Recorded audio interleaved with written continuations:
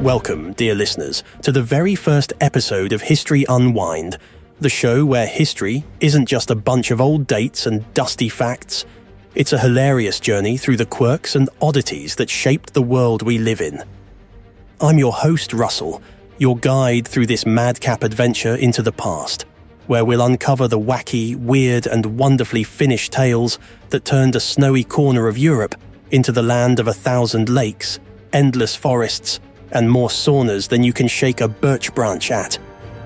Today, we're diving headfirst into the icy waters of Finnish independence, a tale of bravery, perseverance, and let's be honest, some good old-fashioned stubbornness. Or as the Finns like to call it, Sisu. Now, if you're not familiar with the term, Sisu is that untranslatable Finnish word that basically means, I will do this even if it kills me. And folks, Finland had to lean hard on that Sisu when it came to breaking free from the clutches of the Russian Empire. Imagine Russia as the big bear that thinks it's giving you a nice warm hug, but you're just there, slowly suffocating and politely gasping, could you maybe loosen up a bit? So, let's rewind to 1917. Finland was the quiet, snow-covered Grand Duchy of the Russian Empire.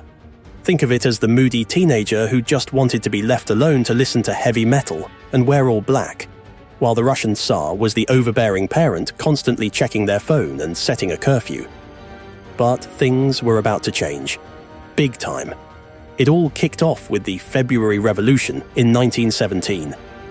The Russian Empire was in turmoil, and Finland, always the practical one, started questioning its status.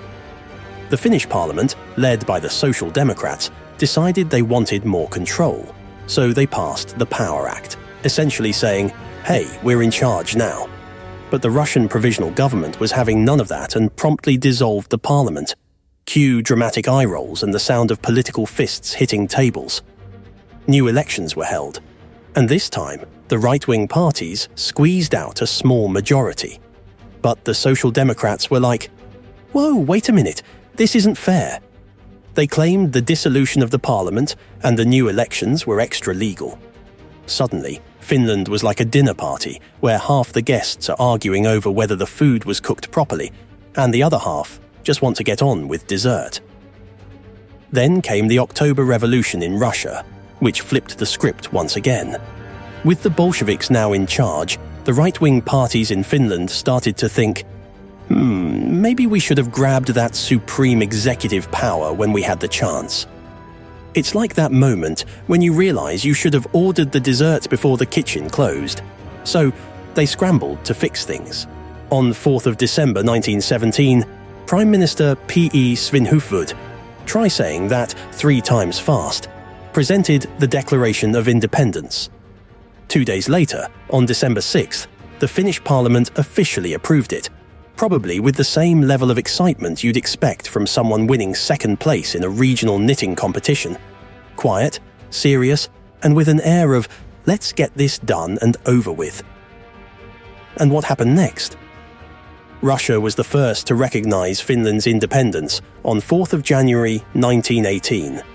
Yes, you heard that right, the same Russia that was squeezing the life out of Finland like a bear in a sauna.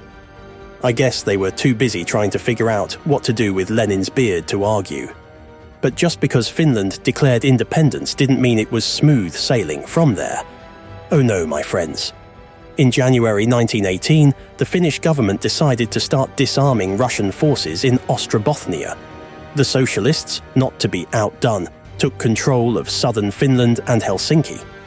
Suddenly, Finland was like a reality TV show where everyone's grabbing for the remote, trying to change the channel to their favorite program.